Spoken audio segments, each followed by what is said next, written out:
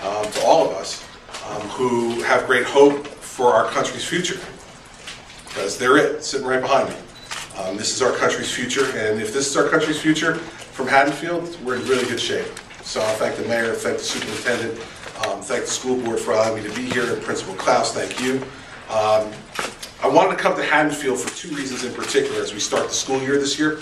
One, because of the great work that's been alluded to that's being done in the classroom here. Higher rates of graduation, higher rates of attendance, 11th and 12th grade AP participation, all higher than the statewide average, significantly higher than the statewide average.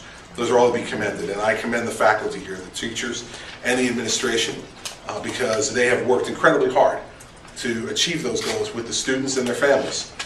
Second, Haddonfield's a broader example of what we're trying to do with education across the state, pairing increased resources for our schools with real reforms to transform education and to put the students sitting behind me first, ahead of the special interests.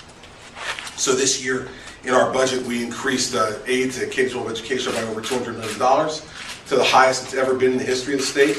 $8.8 billion of our state budget this year is going to K-12 education.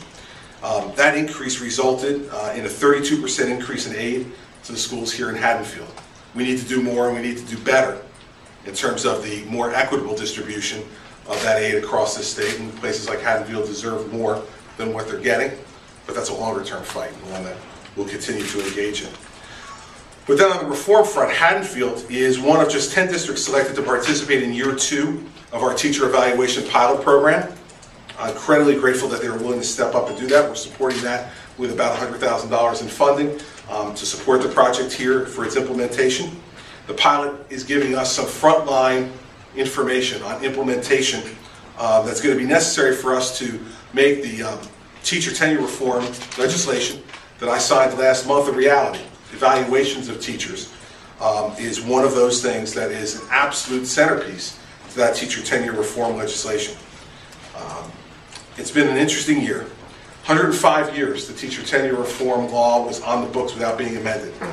Now think about that. Any law that a state legislature won't amend for 105 years doesn't miss amendment by accident. They were being paid not to amend it. And it was an antiquated law which no longer addressed the needs of the students sitting behind me, no longer addressed the aspirations of teachers and administrators for what they wanted to provide for the kids who come into their schoolhouse every day. So we've now been able to change that. And a sweeping bipartisan reform bill was passed, and I signed it this August.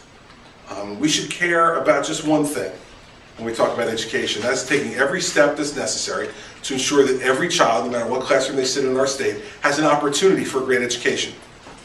We can't make them have a great education.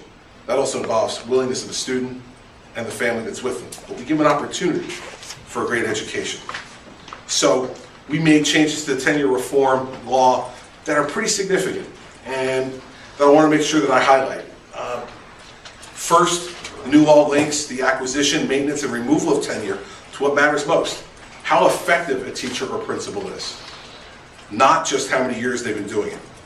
Second, it shortens the time and caps the costs to remove an ineffective teacher, therefore encouraging school boards to take those steps when they believe they're necessary and not have it be cost prohibitive for them to do so. Third, it provides the opportunity for all teachers to improve by developing more meaningful evaluation systems and tying those evaluations directly to professional development and to plans to help them correct whatever deficiencies they may have.